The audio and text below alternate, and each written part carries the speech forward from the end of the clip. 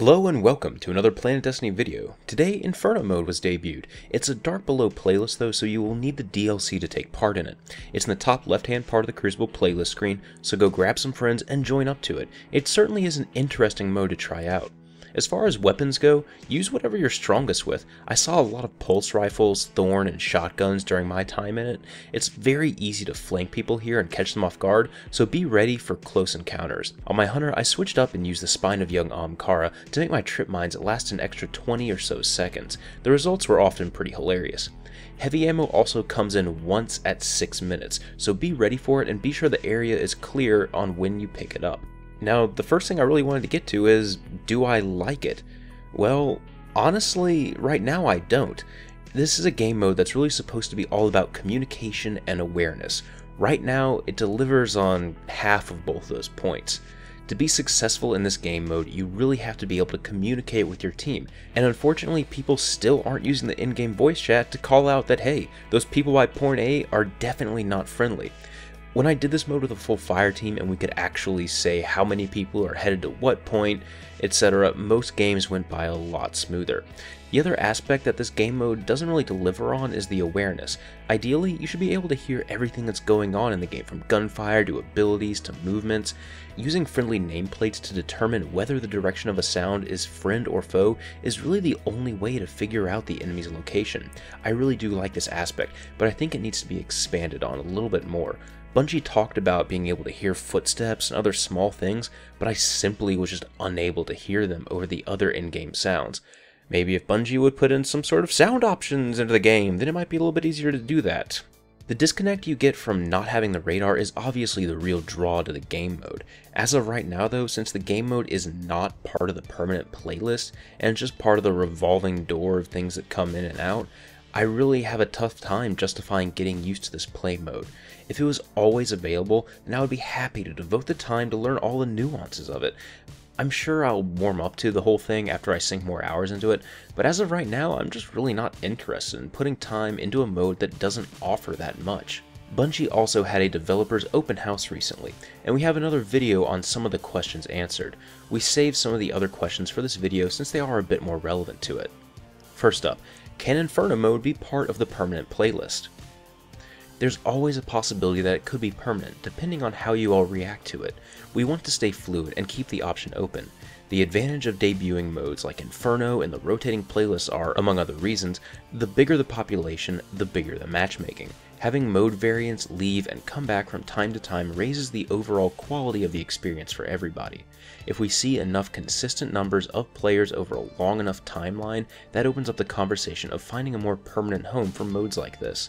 In the future, we want a healthy ecosystem of modes that balances playlist quality with quantity, as it gives us the most room to make new, awesome stuff. But community feedback on what modes and variants you want to see in Destiny will always be super helpful to us. I actually have kind of an argument against why it should be part of the current playlist. If Bungie is really looking to have a more competitive multiplayer scene like Halo had, then it needs a mode that obviously takes a greater amount of skill. Inferno mode would be perfect for that, since you don't have the very obvious radar to tell where the enemy is. Comparing it to the MLG Halo though, that was a permanent activity to do. It didn't come up every once in a blue moon, it was just always there. It really needs to become part of the full playlist so Destiny can develop a proper competitive community, as the Inferno mode is clearly geared towards. Next up for questions, why can't all of the game modes like Salvage and Doubles be playable at all times? If you're asking why our new playlists are short time events, our goal is twofold.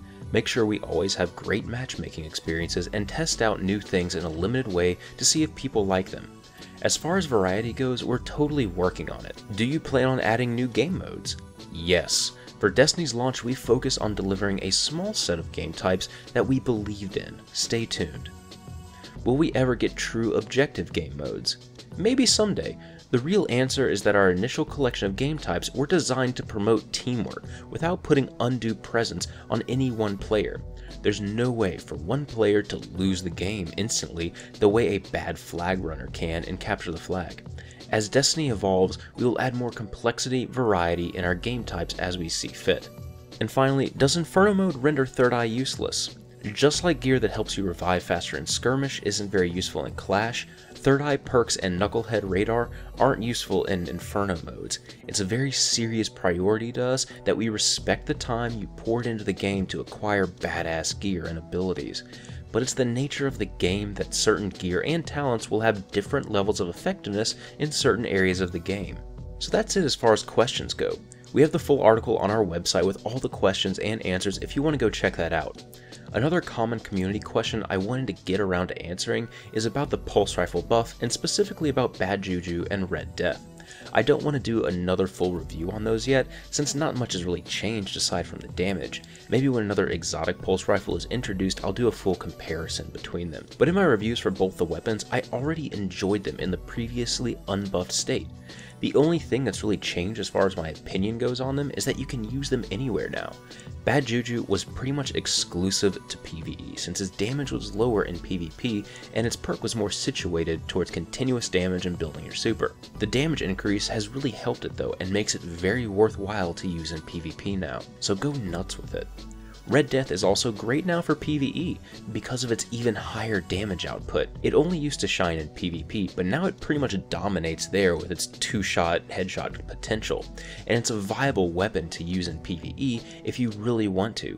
Personally though, I'm really interested on the Iron Banner pulse rifle and going crazy with the rerolls to see what really works best for it. That's all for today guys. Personally, I'll be trying out Inferno mode more during the week to see if I warm up to it.